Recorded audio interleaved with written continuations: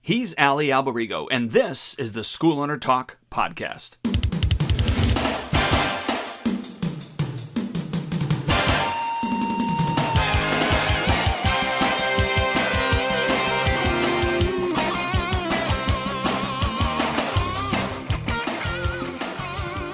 Hello again, Dwayne Brummett here with Ali Alberigo, SchoolOwnerTalk.com. Ali, good day to you, sir. Yes, and you as well, man. I don't have as much a voice. I'm a little hoarse because Tuesdays I kill myself with coaching. I don't know why. I do it all in one day. I have start at 7:30, end at 2:30 at every hour on the hour. And so, you're talking. I'm talking the entire time, right? Like that's all I do is, trying to help them and talk about their stuff. And yeah, so I need to maybe spread that out a little. Yeah, or just ask more questions so they have to that's true, answer right? them, right? That's the truth, right? Yeah, get them more engagement. Like my question, check this out. I don't know what your thoughts are on this. It's pretty cool for our topic. Like my question for all my coaching clients yesterday was like, what excites you and what makes you happy in life? So that's like, I think that often, myself included, we get caught up in the day-to-day, right? And what we call the thick of things or the hamster wheel. And we just keep on plugging along. And we're, as martial artists, we're so used to, grinning and bearing things and working through the struggles and tolerating the negative and trying to always be positive. But like, we don't take time to say, like, am I living a fulfilled life? Like, what do I really want to have in my life? And I that was a big question for me with them yesterday. What are your thoughts on that? Well, I mean, you got to find the things that excite you, right? I mean, otherwise it's just, we're not living, not living the life that we probably could live there's day-to-day things and activities that you have to do and you just don't like to do. But yeah, I think the more you can operate in your strengths, the better off you are. Well, isn't that interesting though? Like, I think though that it goes back, like when we talk about happiness, by the way, I'm a lot older than you are. And I've been doing this so long too. And I wonder, like, I've been working full time since I'm like 15 years old, running a business of some sort. So I've literally been self-employed for the last 40 plus years, right? Or 40 years. But, I always, you're on to, like, every time I achieved something, I was on to the next goal. Like, okay, so yeah, I want a Corvette. Okay, boom, I got it. I want a Viper. I want to, like I was always trying to hit that very next goal because I thought kind of filling my day with achievements and being able to check things off would fulfill me with happiness. And then as I started to get older, I started to realize like happiness really has little to do with money. I think our lives are built around money and stress of money. Like we can't survive without making money, but that's why most people, most divorces, most arguments, most partnerships break up. Everything is a money-based society. So we sometimes tend to feel like we're more successful if we have that shiny, bright new Mercedes, like the rap star's gold jewelry or, like all of that stuff. And I wonder, like, is that really that's definitely not the life that I want to live any longer. Like I want to just live a life of happiness because I know time is short. You could be here today and gone tomorrow, right? Well, how much more time do you have with you? I mean, luckily for you, your mom's still alive. My mom's still alive. How much more time do we have with our parents? You know, how much more time do our kids have with us? Yeah. Well, that's the truth too. Like I say so let's say I'm going to be 58 this year. So, let's say I live to 88, that would be a decent life, 80 or 90 years old. That's only gives me 30 years left. That's 30 more Christmases, 30 more New Year's, 30 more my daughter's birthdays or anniversary. 30 is not a lot. Like, when you're on the tail end, when things are getting less as you go along versus like when you're young, everything is so much, you have so much time left. Hopefully God willing, everything's in front of you. Now it's like, it's ticking away and it's deducting every year. So you got to say to yourself, like, where do I want to be 70? Like my good friend retired from teaching in his school. He's 74 years old. And now he's finally painting again. And he's, watching his favorite. What are you doing? I'm watching my favorite show. Like, like everything is about him finally taking the time. And granted, he loved what he did. He was a school teacher and a martial art teacher. But at some point, you got to say, like, when am I going to I start to recognize I need to enjoy life? That's a big thought. And I think a lot of us as school owners, we actually do enjoy the martial arts and or teaching. You know what I Yeah. mean? Yeah. So that is, I don't think you get into owning a martial arts school, whether it's part time or full time, because it isn't, at least passionate for you to Right. some certain degree. Well, yeah, I think there was that saying, you if you do what you love, you'll never work a day in your life. And I know the saying makes sense, but it's bull crap, right? Like Yes. because I do what I love, and I'm working every friggin' day. Like I was like after coaching yesterday, like I don't know if you've ever had this because you do a lot of health coaching calls and stuff like that. But you ever had a day where you do so many of them that your brain is just like all of a sudden empty, and it's like I'm trying to like my wife's like, "How was your day?" And I'm like, blah, blah, blah, blah. Like she's like, "Oh, you had a long day, didn't you?" I'm like, "Yeah." There's nothing left, and like I just needed to recharge. So I laid on the couch, I took a nap, watched some mindless TV to be able to get my brain back in order. Well, I know, like, even when I was teaching all the classes at the studio, Right. um, after everybody left, I took about a half an hour to myself and just did nothing. Just really, I mean, I changed my clothes, I closed things down, I picked things up or whatever, but I really literally just decompressed. Yeah. I recharge. I was kind of false advertising for my wife because she met me at the studio, but I Mhm. actually recharge by being alone. Right. And I don't look like that when I'm out on the floor and I'm Yeah. teaching, and but I enjoy my downtime. That's, my alone time is when I actually recharge. Now, that's not to say that I don't get a spark from when I'm teaching. I That is my passion, even more so than martial arts. It could be anything. Yeah. I Yeah. really, really enjoy teaching and making an impact. And that fills my tank, but because of how I do it, how animated I am, how much I put in Yeah. when I teach, I literally am drained when I am Yeah. done. I used to teach a lot traveling around the world and teaching seminars. So it was like for the first time ever being on stage in front of a new audience. So I'd give it my 100%. But I would literally like I remember one year I went with my ex to Vegas to the Super Show, and they had me doing two speaking sessions, one physical martial arts session, and then they had me shooting videos for Century. And I remember going, and then it's the end of the night. It's like 7 o'clock, and everyone's going out partying. And I go, I'm fully exhausted. And my ex is like, "Oh, come on, we're in Vegas. You're not going to do this to me." And I'm like, going, like, you don't have any idea of how drained I am. I'm like totally zapped. But I also used to speak to my yoga teacher, and he'd say, you got to learn how to conserve energy. You got to be like an actor who does 4 sets a day, 4 shows a day. He's not giving his physical 100% in every class because you'll have nothing left by the last show. It'll be terrible. It's because you learn to, kind of keep some energy, but pretend like you're giving 1,000% energy, right? It doesn't have to be you're actually giving it. It's almost like being a performer in a play, right? Lifting a heavy rock that's made out of styrofoam. It looks like it, but it's not really it. So that it took me a while to kind of master that. But I do 4 classes now and I'm tired, like I'm drained. Oh gosh, yeah, absolutely. But you're still you're still teaching how you taught when you were in your 20s, I'm Yeah, sure. I You try. know. Now, I will say, but I do that as well, I think, but I'm very cautious, especially because about what was it, 2 or 3 months ago, I actually um, got I, one of the kids needed a partner as we were doing some kicks, and so I'm Mhm. holding the pad, and we're doing clapper pads, and we're doing hook kick, round kick, Right. going down the floor, alternating. So, he did his, and then now he's holding it for me and I'm doing mine. And first set was fine. I'm holding it for him. And then we go to the second set and I decided to go hard. Yeah. I pulled my hamstring because Ah, I didn't warm up. I mean, right. I'm 48, going to be 49 this week. And Yeah. so like, duh. Right. Yeah. Yeah.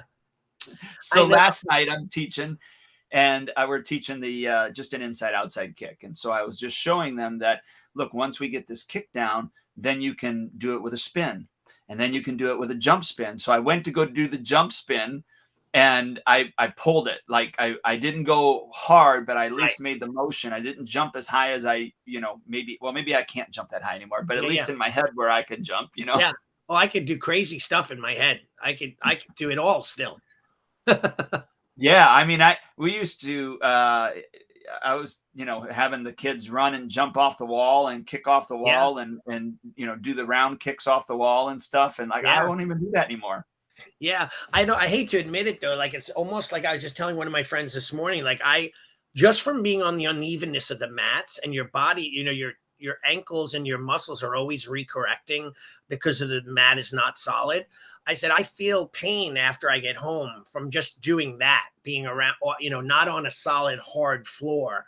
So the tatami mats do it they take a toll on your body as well. So I mean, did we do a podcast with Mike Bodansky, you and I, or was it, we had him on here when he was about the aging martial artist and transitioning from being the guy. No. Oh yeah, it might have been with Gus, but we should have him. He's a great guy. I know him for 40 years, but he talked about how as he aged, it was a part of his brain that he needed to retrain to accept the fact that he couldn't do the jumping, spinning kick as he would alter it slightly. And but our ego and our minds tell us, like I said, I could do everything I did when I was in my 20s in my head. Back handsprings, back tucks, sparring for 4 hours without stopping. But nowadays I'm like, I don't think I'd be able to do that right at this moment in time, just because I'm almost 60 years old. I try to stay in shape and work hard, but it's, you just get older. That's just life. We've got a half wall, and I used to be able to just run and jump over that half wall. And I was, some kid had their watch on, and I said, you got to take your watch off. And I said, I'll bring it over to mom. And so I took it, and in my head, I'm jumping over that wall. I'm jumping over that wall. And then then reality hit, and I go, no, I'm not going to jump over it. But I wanted to. Yeah, I know, right? That's the sucky part. Like, I watch my main guy, Ryan, who works, he loves grappling. He's grappling all the time. And I watch him grapple. I'm like, oh, I would do this and I would do that.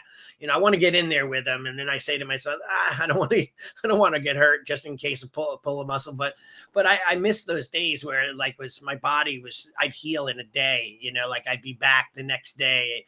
I was sore for the hour, but better, the next morning, that kind of thing. But so it's interesting. Well, it's funny because I was on the phone, what was it, yesterday? No, 2 days ago, Monday, with our friend Kenny. Oh, yeah. I miss him. I chatted with him the other day on Instagram or Facebook, just like messaging each other. And we were talking about, the fact that, he's transitioning a little bit to be more of the expert as opposed to, or the consultant as opposed to getting on the mat all the time. And that dude is in freaking great shape though.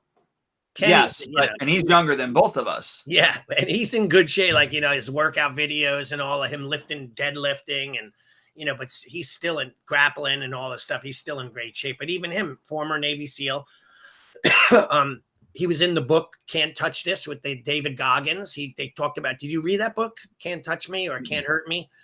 I was reading it, and you would love it because as I'm reading it, he's like, oh, I just had a SEAL teammate, another African-American Navy SEAL by the name of Kenny Bigby. I'm like, what? Like my brain rewinded, and it talked all about Kenny in his book, about how he was an inspiration. Kenny was it was an inspiration to this guy and so on. So that's the kind of quality he is. Yeah, but even him, at his age, because I don't even think he's 40 yet, but just, him talking about in the future, transitioning and not having to be on the mat all the time and those type of things. So, well, that's what I love. Like, people, I train with Steven Seagal, as like in seminars and spend some time with him. And everyone's always like, oh my God, yeah, he's fat now. I go, the dude's 72 years old though. Like give him a break. Like you think he's going to stay? And even Van Damme he looks good, but he doesn't look as good as he did when he was in his 30s. Like, Chuck Norris is 80 years old. You expect him to do a jumping, spinning hook kick with double legs out? Like, it's just like, but we have these people, our impression of people frozen in time.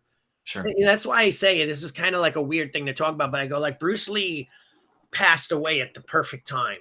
He was at the peak of his career. He's one of the highest paid celebrities in Hollywood. He just came off of doing Enter the Dragon, the best martial art movie ever. And then he passed away. So he's been frozen in in that slot of being the most amazing person ever, but he never had the chance. I wonder, like, if he lived, if he would have had a few movies that have bombed, and maybe he would have lost a fight to a drunk MMA fighter. Like, what? Who knows? Like, what would have happened? But being that he's gone and he died at his peak, he was frozen in excellence forever. You know, these Yes. other aging superstars, whether it be Steven Seagal or Jean-Claude Van Damme or Chuck Norris, we've watched them progress into their older age, you know, watch them where they were once those young mavericks and now they're older, right? So it's a much different thing, you know. So you know, we all have to go through it, but it's a hard thing to accept. Well, you know, look, I think I forget the guy that wrote it, The Art of Learning. Uh-huh. But it's a great book. Gosh, yeah, I think it's called The Art of Learning. But anyways, the author, and if you want to look that up for me and see if it is The I'll look Art of right now. Learning real quick. But the reason I bring this up is because he was talking about chess, Right. and you know, becoming a grandmaster chess player, and you know, really, he was talking about the the fact that the grandmasters are already, you know, 5 moves ahead. Mm-hmm. And, you know, I liken that to what you said with regards to, maybe let's take Seagal, for instance. Right. You know, I did I like him when he first came out? Yeah. Do I really care for him now? Not so much. But Mm-hmm. that still doesn't mean that he doesn't have some sort of value. But I would look at him as someone that has had enough, maybe, of time in, reps in, that he can almost be, you know, 3, 4, 5 moves ahead of you Yeah. and see things coming, as opposed to, you know, obviously a white belt, but even maybe a fresh black belt. Like, you see where I'm going with that? Yeah, of course. Yeah, that book is called The Art of Learning by Josh Waitzkin. Yes. So, Yeah. yeah. So he It's called is. The Inner Journey of of Optimal Performance. So I think he was the individual for, what's it, the chess movie of Bobby Fischer. Oh, okay. Oh, interesting. Thanks a lot. Now I have another book I have to read. That one is phenomenal, and he Yeah. also is. I think he's in Wing Chun. Oh, yeah. Yeah, and so he kind of talks about, what is the sticky hands. Yep. So there's a lot of references with regards to that. You know, being able to read and feel and those type of things. That one is a phenomenal book, by the way. The Art of I'm trying to Learning. get it on audio. Yeah, that's what I did. I listened to it mostly when I was mowing the lawn. But yeah, I liked that book recently that I read. I liked it. I won't say I loved it. It was called Relentless. okay. Right, Relentless, and it was from that guy who's like a coach and athletic. You know, he heals like injuries for athletes, and he's worked with all the greatest, like Michael Jordan and all those people. But I kind of almost didn't love the premise of the book. Like, everything was like they're going to be, you know, coolers, and people that are in between that are just okay, and then you have the ones that are relentless. They don't stop. They'll never quit. They don't care who they mow over, destroy in their wake, because they're going to be the best of their craft. And it kind of got to me a little with that kind of mindset. I didn't really love that. But anyway, it was still good. It was motivational. Well, but that doesn't that did you watch the Jordan special on Netflix? I didn't, but I want to. I definitely have it in my queue. One thing that he talked about was the fact that he always had an enemy. And Yeah. if he didn't have an enemy, he made an enemy. Right. Yep. You know? So that's what motivated him. Yeah, that was in the book that he talked about, how he's always found someone, even if it were people that he liked in real life, there was enemy on the court. Like, no matter what he could do was to destroy them. Yeah. Interesting, right? So it is, because, like, do you look at other martial arts schools in your area as enemies? It depends. I used to at times when I was younger. Like, everyone was my competition. And then I kind of grew out of that. And I was like, look, there's enough space for all of us to survive. But, I now look at it like we all can work together. Like, I think, but, I do get where that thought comes from. Like, competition is your competition. Sure, but don't you think some of them looked at you as an Oh enemy? yeah, oh doubt, no doubt. I still think they do. Well, I got two of them, in fact, that I know that probably look at me as an enemy. Yeah, there's that professional jealousy, all of that stuff, right? That's out there. And sometimes they just, I think just some people just don't like, and they might not even be in our industry. They might be just someone who's jealous of us in real life, right? Like someone who doesn't like to see us succeed. They're out there. So we got to be careful of those people as well. There's a lot of that going on now too. I'm getting sick of being on Twitter. It's just nothing but negativity and bad talk and all that. But I'm like, I forget what happened recently. Some celebrity, it was when the Queen died. And then somebody wrote this big thing on there about how she was a bad person and this and that and all. And I'm like, can't you just be positive for all of about 5 seconds? Do you have to like tear the dead person down because it makes you feel better? And then the person responded to me, it's social media. That's what we do. I go, no, that's what you do because you're an awful person. Like you could try to be nice. You don't have to be negative. Like it's terrible. I heard recently my daughter told me there's this girl who's on social media and very famous, makes a lot of money. And she went to a holiday party and one of her relatives had a Thin Blue Line shirt on about, responding to law enforcement. But of course it came in a time where it was Black Lives Matter, Thin Blue Line, and all of these things were like such a volatile thing. Well, they're like canceled her out. This poor girl is getting hate mail. You're a racist. You went to a racist party. She's like, it was just one of my relatives from my cousin that had the shirt on. Like it wasn't me. Man, they're giving her such a hard time. It's so tough. And, you're always judged in the media these days, judged on social media. Like everyone's always looking to tear you down.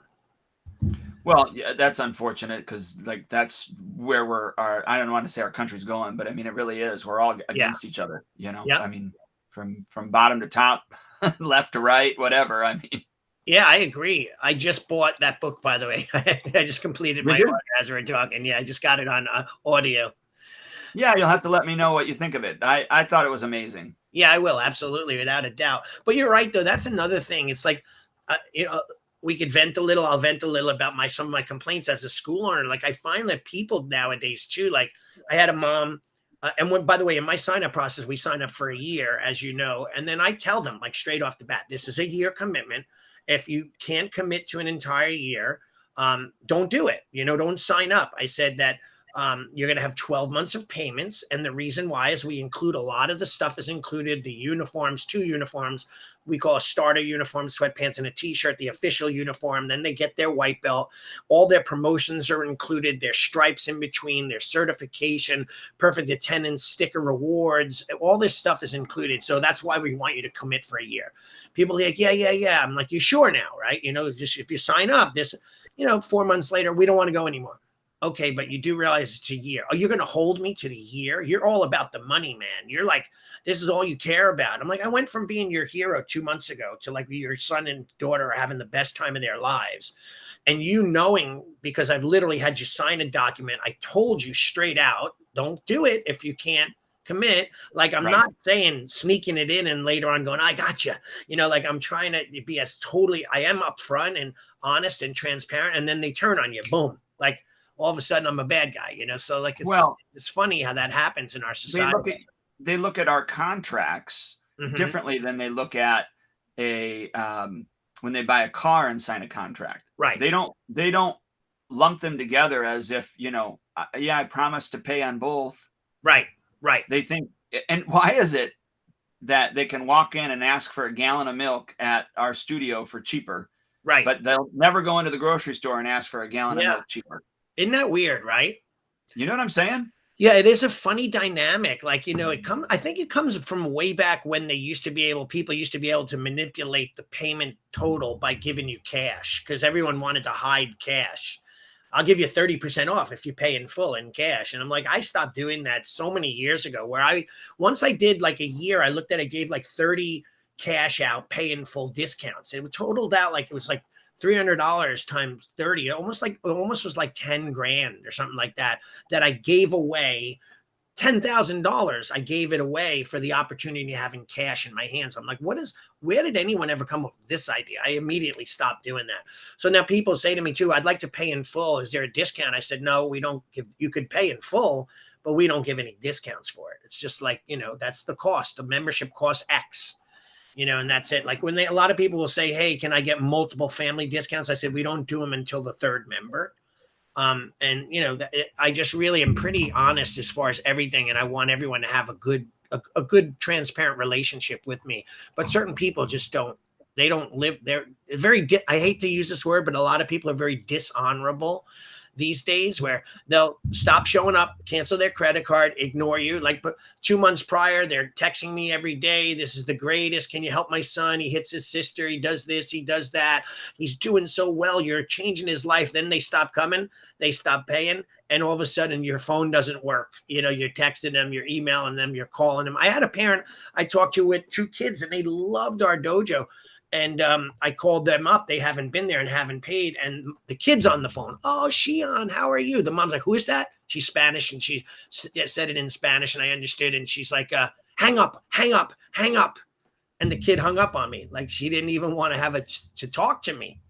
Meanwhile, they were like, these kids were awesome. They were coming to tournaments and competing. So I don't know, maybe something happened financially that they're embarrassed, but at least have the strength to talk to me. Not just ignore me. Yeah. Yeah. Well, and think about in the past, what did you used to do? I don't even know if you still do it anymore, but I mean, you've brought people to court that didn't fulfill their contracts. Yeah. I was much younger then and could deal with the stress of it all. But I would say, listen, you have a 12-month agreement, and they would blow me off. And then I'd wait it out. Then I have my attorney, who was actually one of my students, and he would then send them a demand letter. And then we would, if they ignored it, I mean, they had an opportunity to pay the bill or what they owed, or do something that we call collections with integrity, come back, and we would erase their old debt as long as they stayed current, or come up with some sort of agreement to pay off what they owed. And anyway, long story short, if they didn't live up to that, my strong feeling at the time was, they're dishonorable. They're ripping me off, and I'm not going to allow it. I'm not going to let people walk all over me, So I would set up a date. I'd have 12 or 15 of them. I'd put them in the same small claims docket, and we would go to small claims court. Some of them wouldn't show. Then I'd get a default. Some of them would, and I'd either win or lose depending on how the judge saw what I was doing. If I got a bad judge, I was the bad guy. If I got a good judge, he understood it was just business. And most of the time I would win in court, and then, good luck collecting, because it's still not going to pay you just because you have a judgment. But I did have one time where I was sitting in my attorney's office, and he says, someone's here for Long Island Ninjutsu Centers. And I'm like, I happen to just be there for something totally unrelated.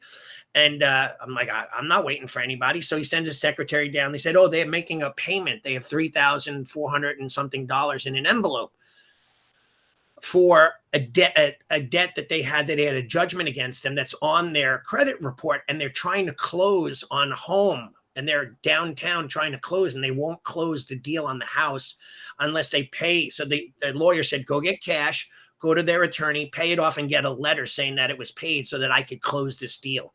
So I was like, it just so happened I walked out with 3,000 something bucks in cash for a debt and by the way, that happened to be a parent that actually had 2 kids that trained for that period of time. And I just let them go. They kept on training. Then they just stopped. Right. So I also just recently had a parent that has been doing chargebacks on a membership they used, and they were done for the year. And then now they're charging back all the months backwards on what they paid for the entire year. That was for training, that they were there, not like they just stopped coming, but they're like, that was a full completed year, and they keep winning. And even though I keep disputing it, the bank keeps taking it out. So I did not think I do. And and then that's a $25 fee on your end too, on top of whatever it is. Yeah. So it's frustrating, but then again, this stuff that I'm talking about is so minimal. Nowadays, I rarely get people that don't pay. My delinquency rate is maybe like 1% per month, very low. So things are great. And by the way, one secret that I could tell you is that relationships is what it's all about. They say that, like, if you had something happen to you with a doctor, and they're rather than a doctor did something wrong and then didn't even say sorry, most people get sued. But they say if the doctor follows up with sincerity and tries to do their due diligence to make sure you're okay, most people would never sue. So it all depends on relationships and how you treat people. That's really what it boils down to. I agree. Yeah, totally. Yeah. I know at the beginning we had mentioned and talked about what Dan Sullivan calls unique ability, Mm-hmm. right? So we talked about being happy with what we do and all those things. And back when we were talking about that, I was going to bring that up about that concept, unique ability. There is a book that Dan has out. I don't know if I have it on this shelf or not, but I can look it up. I could be that podcast partner that just digs stuff up right away. Yeah, I mean so if you guys are looking for something like that to really dive into what your specialty is, because what he talks about is the better you are at finding whatever your unique ability is, and you work in that specific area, you're going to be much happier more often, all the time. And then you find other people or other systems or other automations to take care of everything else. Right. That being said, there's only so much we can automate and outsource. There's a lot of things that we have to do as owners ourselves, but it's by Dan Sullivan and somebody else. I'm trying to look it up. There is a big program that he sells too, like a whole entire thing on that unique ability that he has. Is it a book and a workbook? Yeah, it's a workbook, a book of video, audio training, and everything. Okay. Yeah, maybe he's packaged it that way now, but there was just a book and a workbook before, but it's really finding your unique ability and the value behind that is really finding what you actually have been designed to do and then just do those things and get support in all the other areas that you're not so hot at. And it's interesting, back to that are you happy question. Like, I think it all boils down to mentality, right? It really does. Like, for example, my mom, she's kind of like getting older and starting to get a little senile and forgetting and things like that. And more so than not.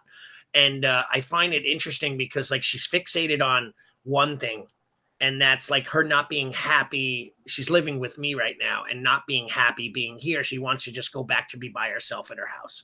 No matter what I do, no matter how much fun we have, like, we could be, the other day we're laughing at the table. She's joking and laughing. She literally like switched personalities within a second and be like, I just want to go home, and started crying and being upset. Like, and it's weird. So I think about that and I go like, well, what changes us from being happy or sad? Like, you have a beautiful home. We have roofs over our heads. We have all the things we want. Like, what makes individuals like a guy like Robin Williams, who was the peak of his success and so funny and so talented, but so miserable, right? And then we say, I think it has a lot. And by the way, I'm not talking about chemical imbalances and all that other stuff. And, I'm just talking about how when we recognize happiness and we could say, like, can you just be happy and sit back and sit in the sun and just enjoy? And you have to recognize the fact that you're so lucky and be happy at that moment. I don't think a lot of us take the time to do that. It's like little glimpses of happiness here and there. Like, this makes me happy. I watch, like, but I don't think we take enough time focusing on our own happiness, just recognizing it. Not, like you're teaching a class. Oh my God, this is stressful. All these kids aren't listening. Or you're like, wow, I'm so lucky to be here in this dojo and make for a living and teach these cute, adorable little kids. They're crying and screaming and, but look, how lucky am I? Like, I've been taking the time to really recognize that. It's important. Well, and you're talking about, there's the most healthiest human emotion, which is gratitude. Right. And the most devastating or worst human emotion is revenge. Right. And then obviously have everything else in between. So having that, again, using that cliche attitude of gratitude, really is important. So what that reminds me of is I did on Monday night, I did a webinar called Willpower Doesn't Work. Okay. And I took the concept from Ben Hardy's book, Why Willpower Doesn't Work. Okay. And of course, I did this for health coaching, but the premise of it is that, really willpower is a weak muscle. Mm-hmm. And so if you think of it in this fashion, you have two different fish, right? One fish is swimming upstream, the other one is swimming downstream. The one that's swimming upstream has got to push, push, push. It's got to use its willpower to get up, up, up, right? Right. Eventually it's going to get tired, or it's going to make it up. But in most cases, it's going to get tired and then stop. Mm-hmm. The fish that's going downstream is being pushed by the water. So all it did was it just changed its direction, or in this case, really, the idea that willpower doesn't work is because our environment really is the most powerful thing that's around us, and so our environment shapes our attitude, our beliefs, our goals, our relationships. The environment has a lot more to play than anything else. Yeah, and so I kind of had talked about that on that podcast, on that webinar, to let everybody know that, hey, look, have you ever dieted before or tried to do this or tried to do that? And, your willpower didn't work. Like, you just gave up. Yeah. You ate the Reese's peanut butter cups like I did. Yeah. And the reason is because you were trying to will your way to something that you wanted, but you didn't have the proper environment to get you there. So if you think about, let's say, like a rich kid, mm-hmm. the environment that he grows up in is different than a kid from the ghetto. Yeah. I would venture to say that most rich kids become more wealthy than somebody from the ghetto. Mm-hmm. So now, are there rag to riches stories? Sure. But what had to happen for that rags to riches stories? As that kid became an adult, they slowly changed their environment as they were moving up the ladder, the proverbial ladder of success. So they started hanging out with different people. They wouldn't allow themselves to hang out with the people, the gangbangers or the naysayers, or they did what they could do to change their environment until then they could actually get out of that environment. So all that to say that, willpower really is a weak muscle compared to putting yourself in an environment that will allow you, or a structure or a framework that will allow you to succeed. So that's why, having masterminds, having coaching programs, creating this framework around yourself in order to breed that success. And that's why success can be done exponentially when you're in the right environment. Now, yourself, you still got to want what that environment is going to provide, of course. Yeah. But if you're in the right environment and you want what that environment is going to provide, I don't want to say success is inevitable, but your opportunity for success just skyrockets, right? Yeah. And there's total 1000% truth to everything you just said. And there lies the problem with our world, because it's like the crab in the bucket theory, right? You have a bunch of crabs in the bucket and one starts to get over the edge and climb out. The other crabs will pull it back in. That kind of mindset, or that's flea, the environment. The flea in the jar where, they hop out of the jar and then you put a lid on the jar and they smash their heads enough times that all of a sudden they level off to stop jumping that high, and they jump right before they hit their head. John Maxwell's law of the lid. Yeah, exactly. And, anyway, that's where I think people are dragged back in. That's why social media has become a place for people to act improperly, because that's the norm of social media. To be like, I have a friend, he's a martial artist. No matter what I post, Dwayne, I could post and say apples are yellow. He would go, I disagree.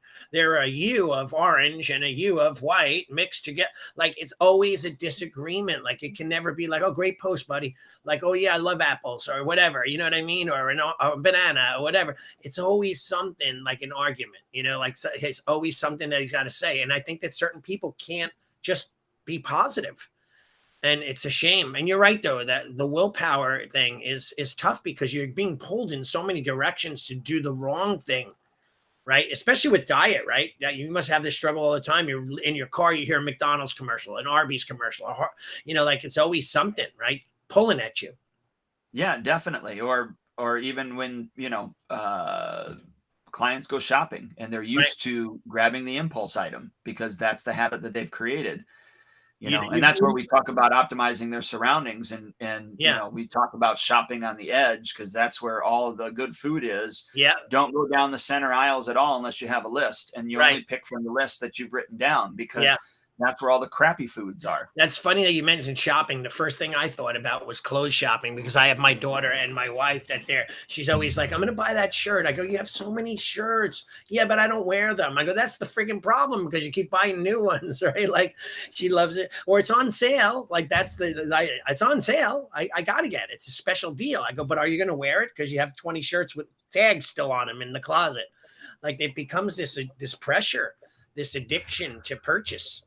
Well, and I think that's what makes our profession, and even just the education profession, because we're all teachers. We're just Yeah. teaching something different. Hmm. But that's what I think it makes our one of the things that makes our profession so much more difficult, because the environment, and we've talked about this on different podcasts, but the environment has really shifted to put the blame on the teacher or the professional or the system, Yeah. rather than putting the blame or taking responsibility as an individual or as a family Hmm. unit. So our our environment is really setting individuals up, and I don't mean our environment in our schools, but the environment in our country are really setting individuals up for more failure as opposed to Yeah. success. Right. And that's why we did that podcast, that we are really one of the last lines of defense Yeah. as martial arts school owners, is Yeah. because if we're not willing to succumb to those things, Yeah. stay to the standards that we've had before with regards to focus and discipline and respect, and go, yes, you have to bring in your materials to Right. class. Otherwise, you Right. are going to get a strike, or you can't train, or, you're going to write the paper, or whatever it is. Yeah. I now more than ever, I've always corrected people when they didn't say yes, sir, Right. or no, sir. Hmm. But I now more than ever really say that the little things matter. Right. When they always did, Right. but now more than ever, the little things Yeah. really matter. And so when you talk about the broken windows theory with regards to Giuliani. Giuliani, Yeah. yeah, it's so true.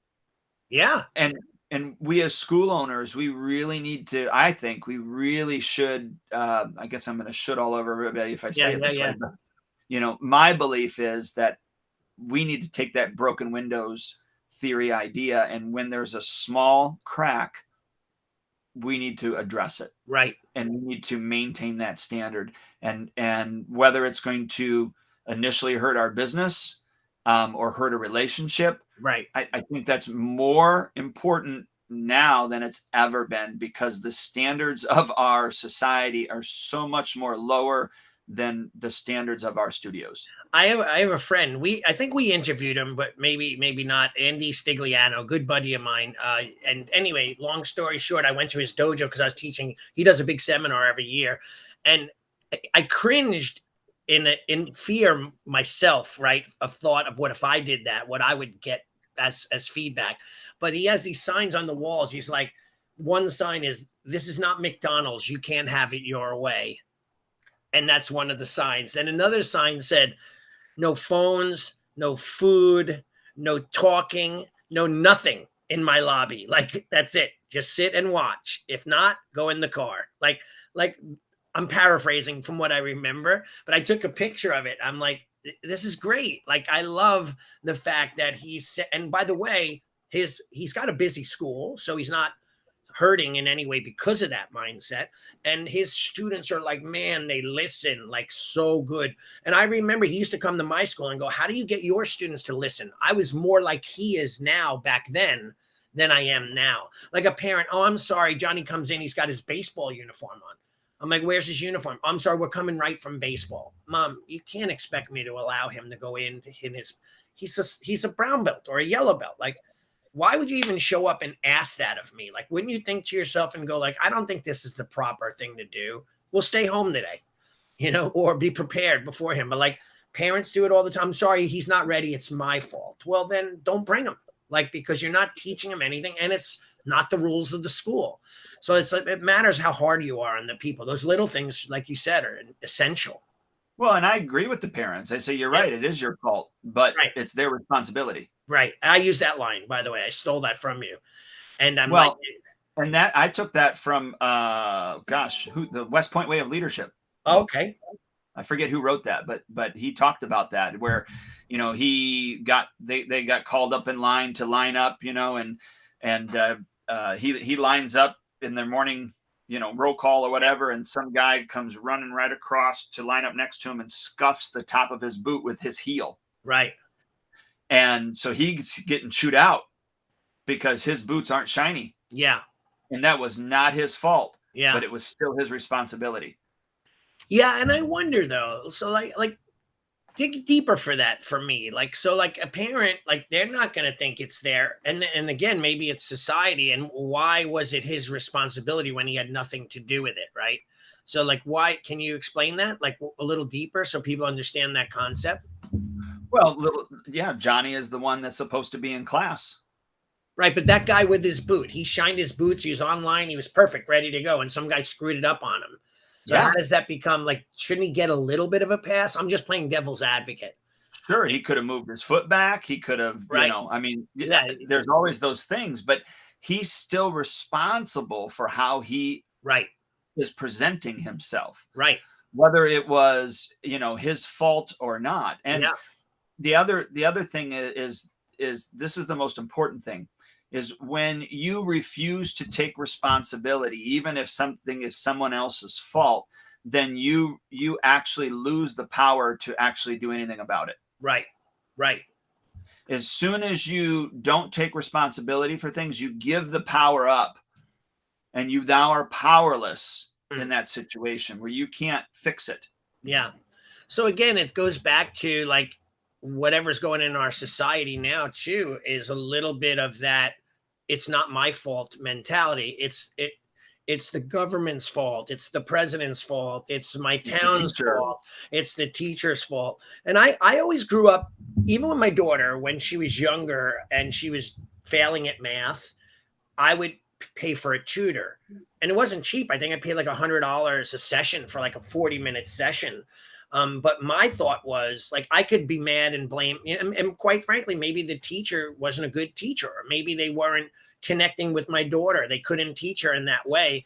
I understood that, but I wasn't going to complain about it and just say, okay, my daughter's a dope because her teacher's bad. I needed to go outside the environment and get her the proper training so that she's not a dope. So she's not ignorant, so that she had those lessons. I'm not going to just accept the fact that people suck and my daughter also will suck because she's not going to have that instruction, or I could step up and make sure it happens. And I find that with parents all the time too, like, kids that are troubled. And we have a kid right now that we've been having so much trouble with him, and the parents like, I think we're going to take him out because, he gets in trouble in school, and then he comes here and he gets in trouble again. And there's no positive reinforcement, and we're going to take him out. They have 2 kids. We're going to keep the one in, but we're going to take the one out. I go, in my head, I'm going like, how about punishing the kid and teaching him to be good versus, like, the mom will giggle when he does things bad. Oh, that's so cute. Like, I watch her and she's the problem. By the way, I'm watching a great show, and it's, Cesar Millan, the dog whisperer. You remember the show? He's like the dog whisperer, could talk to dogs and train dogs and all that. He's been around forever. However, he has a show called Train the Pet, Train the Human. So he finds like most pets' problems stem from the human's teachings and actions and reactions.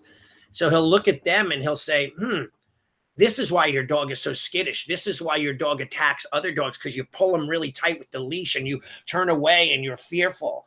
because now the dog's thinking, hey, I better protect my master and go after the other dogs. So he's like so I look at that show and I go like, wow, that's life with parents and their kids replicate what they do. So what do we get? We had a comment. Kristen said, life happens. If someone hits your car, no fault to you, you still have to fix it. May not have a car for a while. Things will always happen to us outside of our control, and we have to roll with it and fix it or deal with it. People struggle with this. Like when someone attacks wrong or in class messes them up, they don't know how to handle it. It drives her crazy. Yeah, I agree, right? It's always everyone else. It's my fault if they didn't pass their test. It's not their fault that they didn't practice. Like I had a dad the other day who we had an inter-school tournament a month ago. And I went up to the dad and I could see he just had a pissy face on. But I know the parent, he's a nice guy. So I'm like, everything okay? I'm not happy, he said. So now I'm like worried. Is it my fault? Is he going to blame me? I go, did we do anything wrong? He's like, no, not you. My kids are just lazy and they're not preparing themselves. And they should have never been in this event as unprepared as they were. It's their fault. Like, I love the fact he's from down south. He's like, their fault. They better fix themselves, right? Like, he's not saying, oh, it's okay. But like, nope, I'm disappointed in you. And you had to sign you up and you wasted our money because you just didn't even bother to prepare. I love that mindset. Like that. He's such a great parent. Mm-hmm. Yeah, but your first inclination was like, oh, what did I do? Exactly. I'm in trouble. What did I do now? Why am I at fault? Even though, like, that's a shame that we have to think that way. But yeah, it was a good outcome because it was a good family. Yeah, that's awesome. You know, those are sometimes far and few between. Yeah. Cool, dude. So we chatted about just general stuff. I enjoy these type of calls, like in shows. What do you think? Yeah, the impromptu, and then kind of rolling with things, you know, kind of off the wall type stuff. I think is important from every now and then. Yeah, I mean, normally we have a topic that we're going to sit down and discuss, but I think this is good. You know. Yeah, and I think it's a lot like when I go to breakfast with my crew. By the way, we laughed this morning so much about just so many funny things, like as martial artists and just in general in life. And we're getting to know each other super well, so we get to bust each other's chops and that kind of thing. This is what we do for breakfast too. Like we're like, well, what are you dealing with? Let me tell you a story of what happened to me. Like one of my friends put out an ad for a job and someone sarcastically sent in a resume that says, I can do this, but I can only work on Tuesdays between the hours of like 9 and 9:10, and it's like, I could do this, but and it was a funny, like a good paragraph long of all the things they couldn't do. He said, so at the end of the day, if you need to hire me, you could hire me Fridays between 4:02 and 4:07. And I do $40 an hour. And even if it's only 7 minutes, I get the full pay. Like, that kind of thing. There's somebody being sarcastic and it was hysterical. So he sent me that picture. Yeah. Typical of our workforce these days. So real quickly before we go, we're middle of September now. Yeah.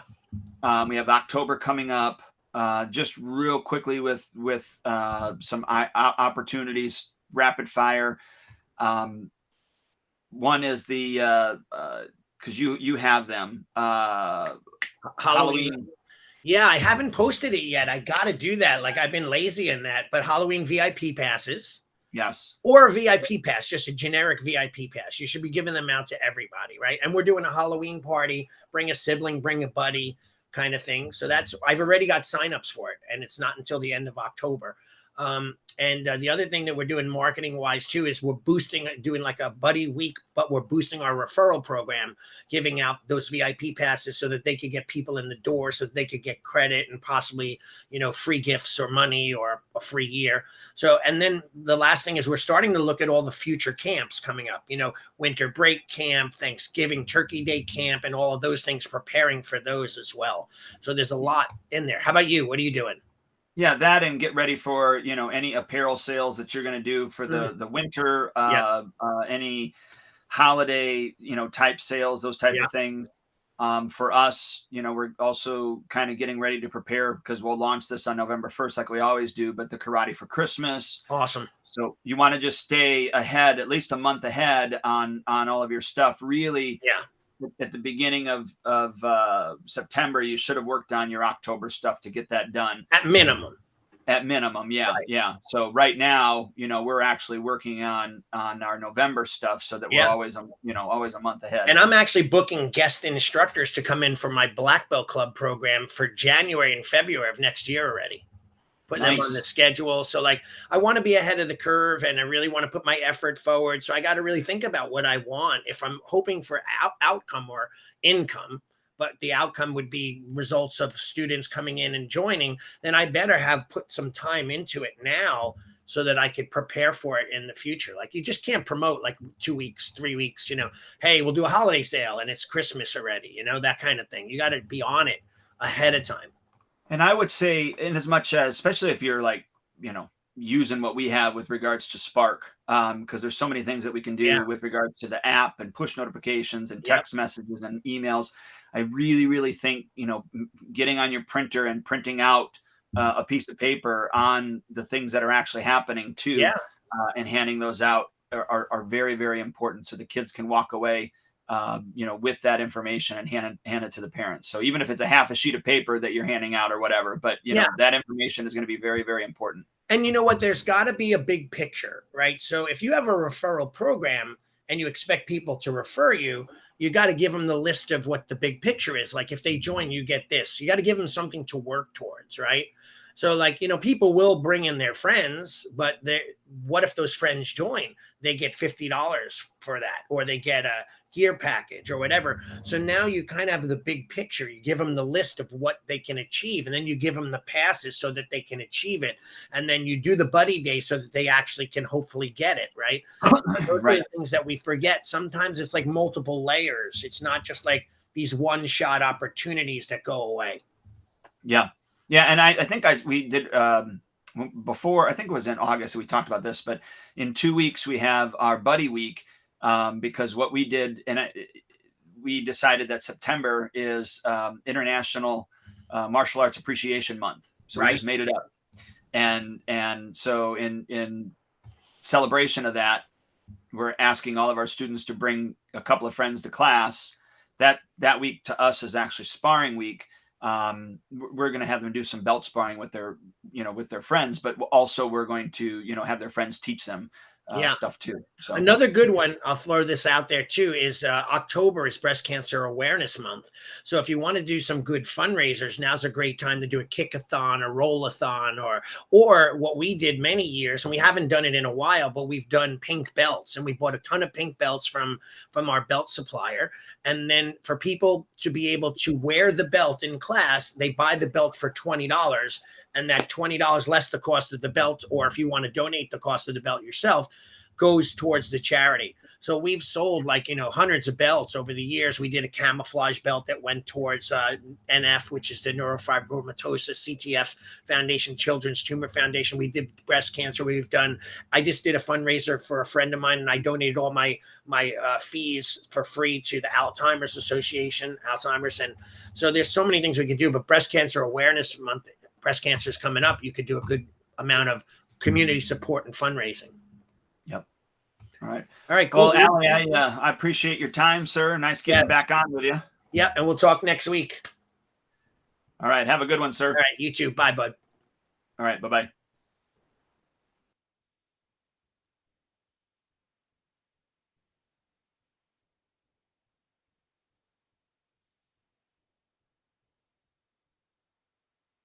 Thank you for joining us for another episode of Martial Arts School Owner Talk podcast. This would not be possible if it weren't for the support of our amazing sponsors. Please check out Elite Insights for all your website needs.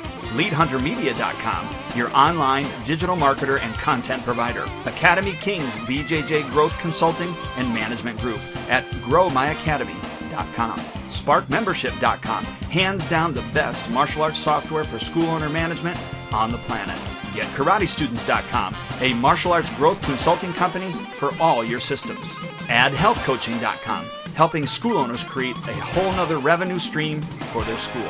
We will see you next time.